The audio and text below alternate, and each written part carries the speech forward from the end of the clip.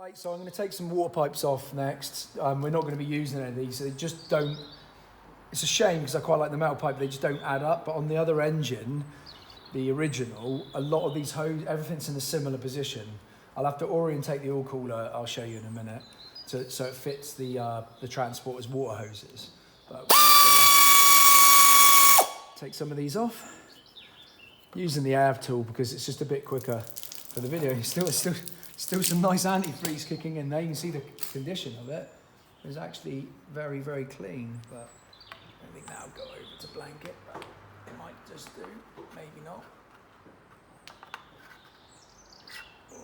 Just try and blanket so we don't lose any. Let's go and grab a bucket so we don't get any on the floor. Try and keep things clean. Just drain into the bucket.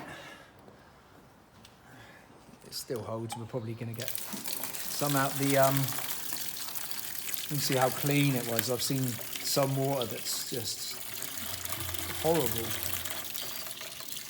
Being all nice and fresh. The transporter system holds upwards to 18 litres of water mixed antifreeze. So it's this will be having some nice fresh stuff put in.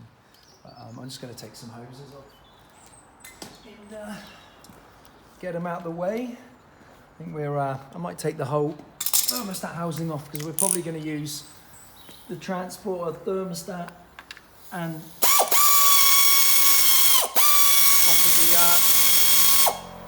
Type 25. They should mount the same, but if not, we can probably play with these a little bit just to make them fit perfectly.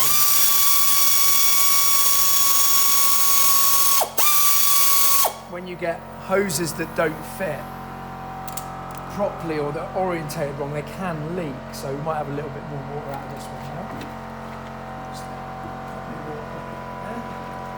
antifreeze going everywhere.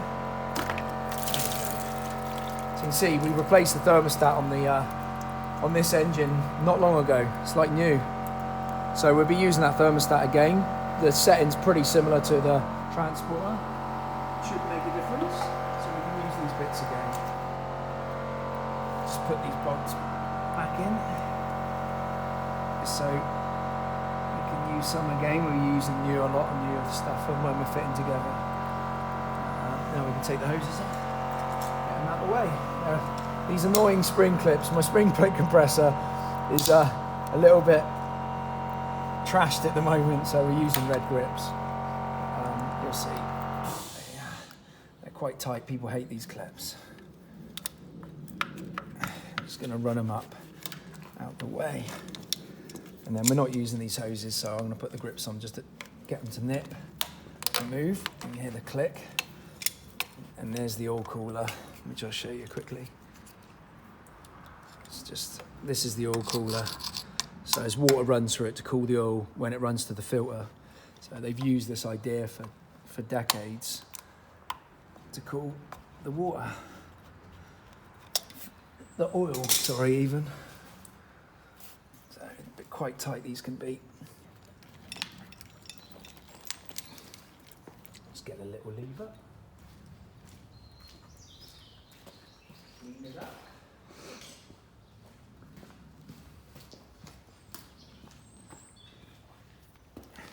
Nice to take these bits off and start to see where we are, you know, and then we can clean up again and we can start to fit the transporter stuff, which is all been cleaned. It's going to be a bit of a tug, but it should go now. There you go. That's one. And the same again. Use the grips to give them a bit of a spin round. Let's try and show you.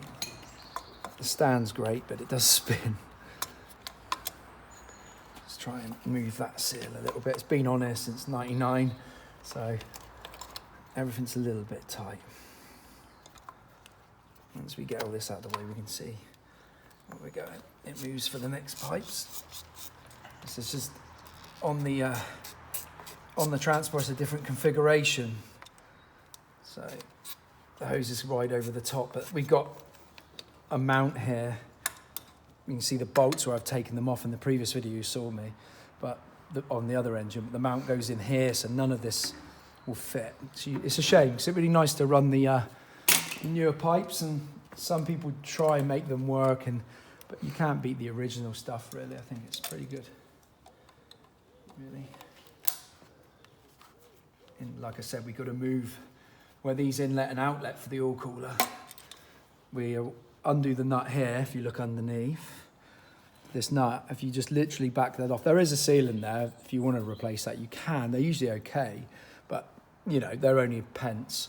Then we turn the whole cooler around. Then the outlet's there for the hoses coming off of the transport to sit perfectly, you know, and that's it. It's pretty simple, really. It's a lot, but it's simple.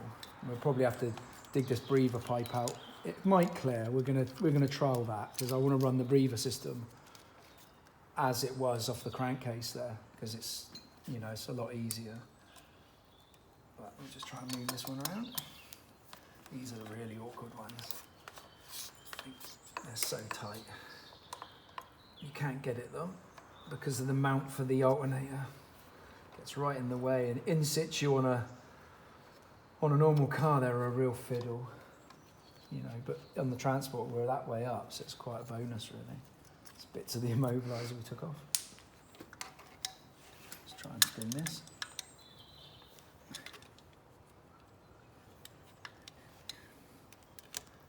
You see them crack. Years they've been on. Good 20 odd years.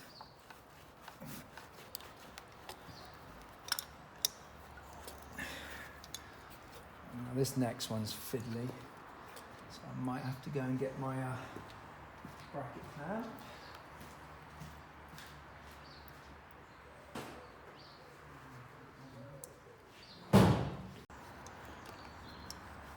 So got that clamp off. It's the worst one to get out. It's really fiddly, so I tend to get a little bit of a lever in there, and just put it down. It's plastic flanges, so they can break really easy. They do. It's a renowned Volkswagen leak, but on the other engine they were metal back years ago. But if all the hose sizes match up, we won't have to swap any of that, because I want to run the I want to run all the wiring off of the newer engine, and we're gonna solder the new wires in place. So look, it's looking a lot clearer now. A lot of hoses off. So the breather hose we may have to move, but I'm going to try and avoid it. You can see there's bits of the immobiliser you have to take off. There's a housing on the old engine you have to, and then they got anti-brake bolts, so you have to break these off. You know, and that's all cleared, ready for the wiring anyway on that, which we'll show you at some point. So yeah, the cooler, we're going to turn him to the right angle, and I'll show you like later when we do that. It's when I'm starting to fit everything onto it. But I'm going to leave this wiring because we want to use the screw cap wiring setup, which is just so nice. So if we ever had to remove the engine, that's it. You can take the engine out, whereas on the older engine, you had to pull wires off of everything. So we're going to try, I'm going to take the baffle or dust plate, whatever you want to call it, off. We've got the old one, which should mount. You know, I'm hoping it should clear. I can't remember from doing this conversion before. If they clear, I'm pretty sure they do, because otherwise you've got gaps. I mean, you don't want anything in here where the oil seal is. We'll put an oil seal in, a new oil seal, because this one's the original. We'll be doing that at some point. And we're going to do a few modifications with fuel filter, and that's why I'm keeping the fuel filter system on here. It looks like it's in my way, but it's still full of fuel. The pump's full of fuel, so when we do the initial start, I'm hoping that it should fire. We won't have to wait, you know, and spin the fuel up like diesels. You know the problems they can have. There you go. So there's the oil seal housing. So when we put the new one on, because I'm going to take the sump off now, we take them off, you pull it in, and you tap the seal out from the other side and press the new seal in. And it's got a special plastic recess on it to stop the spring from coming off, because last thing you want to do is pull everything in, and you see oil just starts gunning out of there, and then before you know it, you're taking the gearbox out, and it's just a nightmare. Yeah, so we got the hoses and everything off. These are the wires that will be used in, this is for the alternator and that.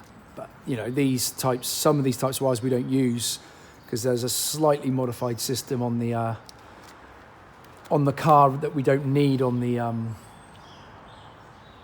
truck.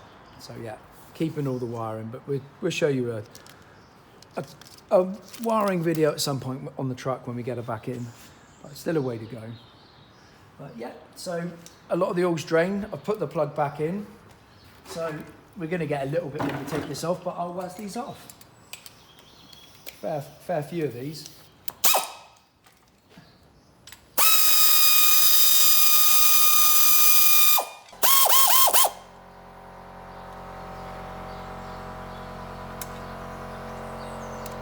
Right, so basically the sump's nearly off. It's a bit monotonous, there's a load of bolts, but you can see you have to drain it. If you don't, it's going to go everywhere. So that will be going on the 1600 engine just so we can store it before it's bought. It's just for sale. So basically now what we've got under here, you see this baffle plate, none of that will be being used. So what I'm hoping to do, because I'm pretty sure, you can see here these 10 mils. There's one there. We have to take the other ones off that hold the pump on. But we get the oil pump off, and I'm pretty sure that we can use the pickup off of the other oil pump, the original 1600 oil pump, and we bolt it to this oil pump, which is vastly more superior and more efficient. So it's a newer pump for one. So then we can swap that over, and it'll be better because obviously the sump's on an angle like that, because the whole engine's led over. So this is why we're taking the sump off, because you can't use the sump off of this Seat engine, because if you've angled it, there'll be no oil going in there. So it sees. So we've seen some crazy conversions in the past where they've tried to upright the engine, and it never works unless you're using Volkswagen stuff, really. That's why we always prefer to change for, do an upgrade for a Volkswagen engine from another Volkswagen, because they didn't change a lot. You can see the difference between the two engines is not massive, bar we've got a better alternator, more modern water pump, a better diesel pump. We're keeping all the stuff that makes us reliable, because we're going to be using the truck quite a lot, once we get this more modern engine in it. But, yeah, so we're pretty much stripped. We've got to do a clean up, and then we'll be bolting the nice clean new bits. So I'll show you the cam bout, and we're going to do a video on doing the cam bout, which it'll cover Golf, Seat, all of the range for this engine for that year, because they're all pretty much the same timing bouts. So you can see this side, if I spin it, you can see there, we'll pop them caps off, and under there you've got the bout, we take the pulley off, and then I'll lock it all up and you can see how it's done. And we'll go from there. But yeah,